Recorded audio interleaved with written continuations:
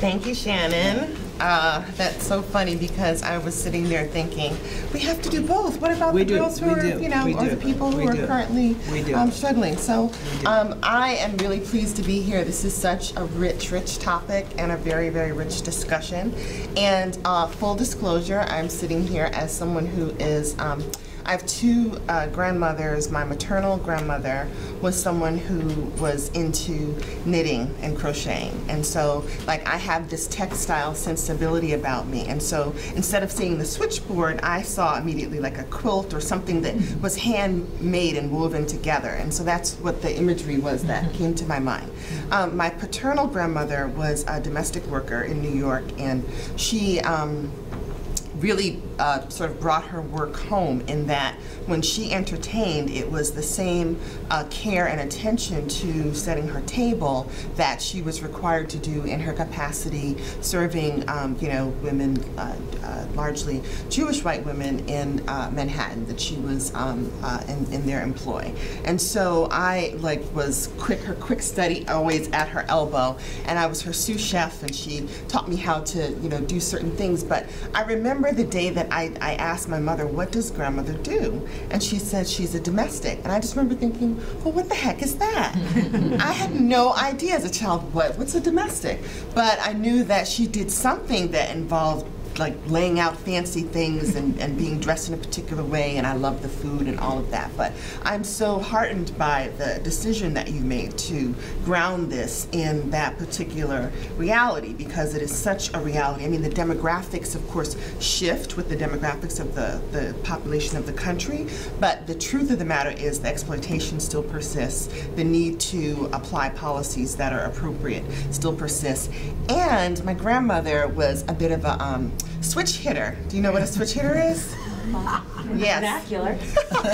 So a switch hitter, and you know, she never like copped to this, but a switch hitter is somebody who's bisexual, and or that's the term. It's an old school term, and she had very complicated gender patterns. She refused to get married. She had 2 children with 2 different men. One really begged her to marry him. She refused to marry him. And she would sit with her legs like this, and we'd be like, "Grandmother, close your legs."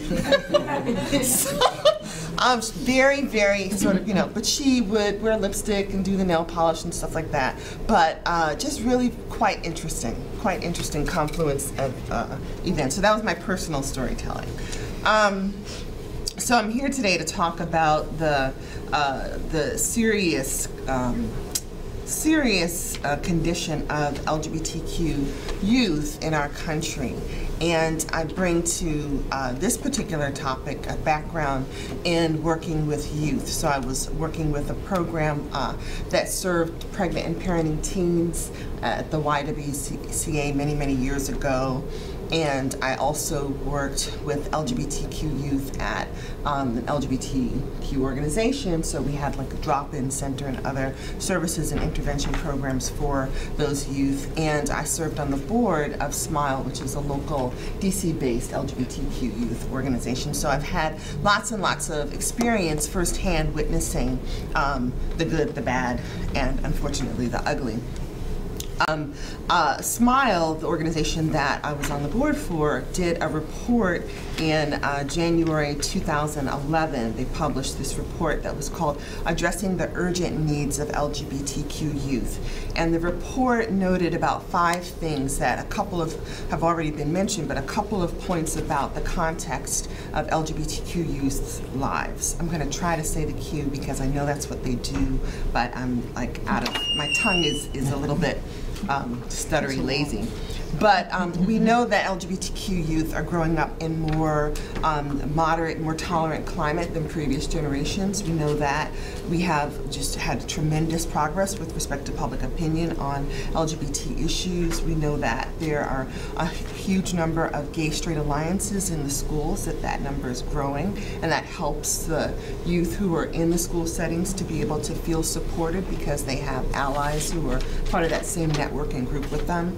We also know that they are seeing images of themselves when they turn on the television or when they go to the movies, or when they are, seeing politicians in Washington having, elected. We've got 7 openly LGBT members of Congress today. So this is really, really an incredible moment in time.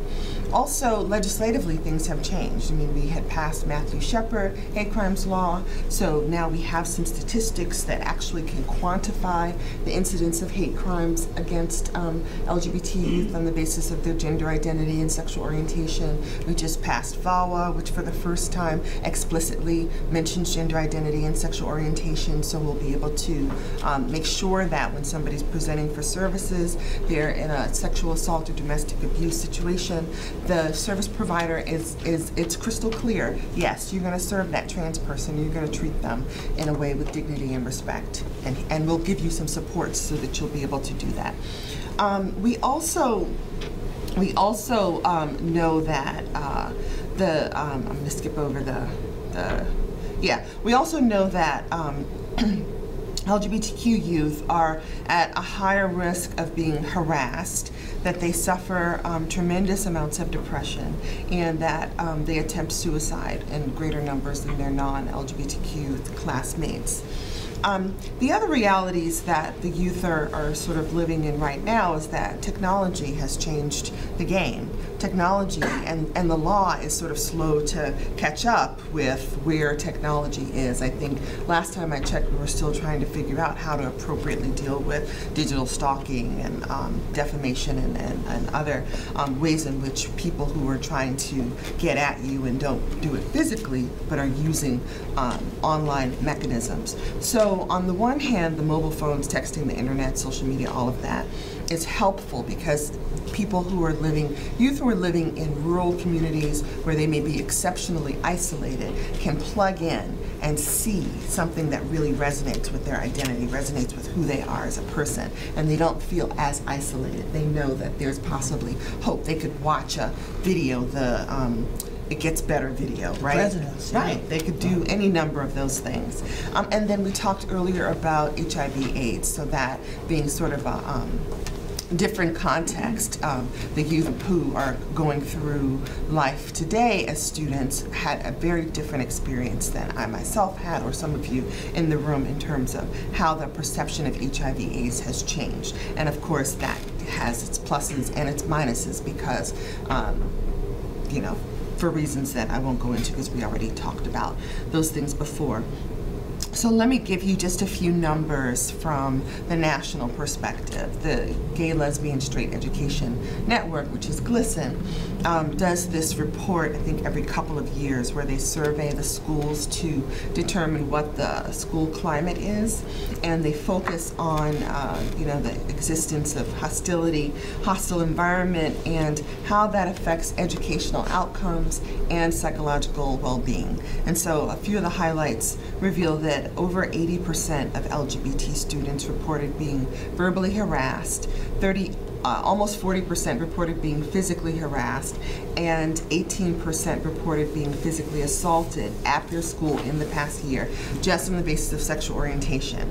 When you look at the numbers in terms of gender expression, it's 63% of students reporting verbal harassment, and 27% reporting physical harassment, and 12% reporting being physically assaulted.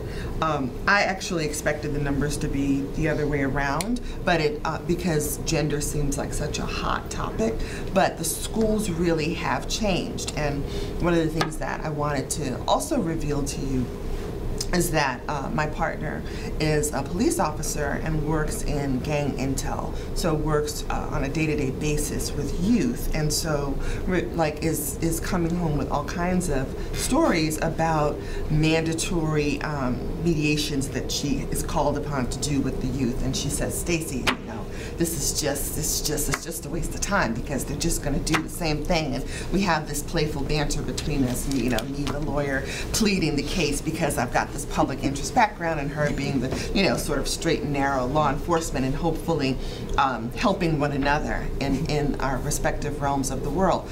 But probably the most depressing thing that I've heard her note, sort of social commentary, is I've been doing this work for over 20 years. Now I'm seeing the children of the people who I arrested existed 20 years ago, and it just feels futile. It feels absolutely futile. And the kids themselves say to me, "You're going to arrest me, so what? I don't care if you arrest me. I'm just going to be out in a few weeks anyway. Go ahead and arrest me. I don't care." I mean, that's like what they're saying to the teachers. They're saying it to their parents. They're cursing everybody out. And she also noted to me that many of the youth that she is seeing in these schools have such a bravado. They're kissing their girlfriends in the hallway. They're doing things that we would never have thought to do, like when we were going to school, or that would have caused like some immediate reaction, right? Now, keep in mind, she's talking about Washington, D.C., largely Southeast D.C., so I want to sort of situate and contextualize where that is. We're not talking about a non-urban area. That is an urban area, and this behavior is something that I believe they're doing because they feel comfortable doing it. But I wanted to just, it's just another point to the times. There are some other numbers around safety and around uses of pejorative terms, feeling unsafe in specific school settings like locker rooms and bathrooms and physical education, in the sort of mid to high 30% range in terms of how students were feeling unsafe in this GLSEN report. 80% of transgender students reported feeling unsafe at school because of their gender expression. So even though the actual physical report of being physically assaulted or verbally assaulted, the fear of being it, over 80% of those youth reported that. So it really does speak to kind of like, it's almost like, post-traumatic. You may not be having the same thing, but you go to school every day sort of with that hanging over your head, not knowing if that's going to be the day that they're going to get you. So whether they're taunting you or just giving you sort of menacing glances, the threat is still present. How am I doing on time? You're almost finished. Oh no. Oh no. Well, okay, so I made sure that I put in their main point. So if you remember nothing else, here's the point I'm trying to drive home. You can see, those of you who can see over here, this is exactly what I wrote. LGBTQ youth suffer needlessly. We can and should step up as adults and intervene on their behalf. We also should work from a youth empowerment framework to afford youth with multiple opportunities to exercise their own personal agency. Where's my agency person? Yes, personal agency is absolutely essential in my view, because the last thing that we should do as adults is come from a, you should do this, we know what's best. The empowerment piece will afford them skills building, and it'll just stick. It'll actually just be much more effective, whatever the policy is that we're trying to develop. In the SMILE survey, they point to the fact that the youth are living at the intersection of multiple identities. So their economic status is intersecting with their LGBTQ identity. The local population is also impacted by issues of race, ethnicity, geography, gender, and it's not just any one identity that impacts how they live their lives. And so as service organizations like SMILE, or as government entities providing funding to those entities, it's important to understand the interconnectedness of racism and sexism and classism and all of those realities that, preaching to the choir, you all know this. So SMILE's report was specifically asking for multiculturalism and programs that target who those youth actually are. So making sure that it's very, very specific. I, as someone who worked with youth, know for a fact that you have to be very explicit. I know that when I was working with youth around pregnancy prevention, there was a girl who was dating a boy, and she was giving him her birth control pills, thinking that they were covered. She didn't want to take them. She gave them to him, thinking that they were covered.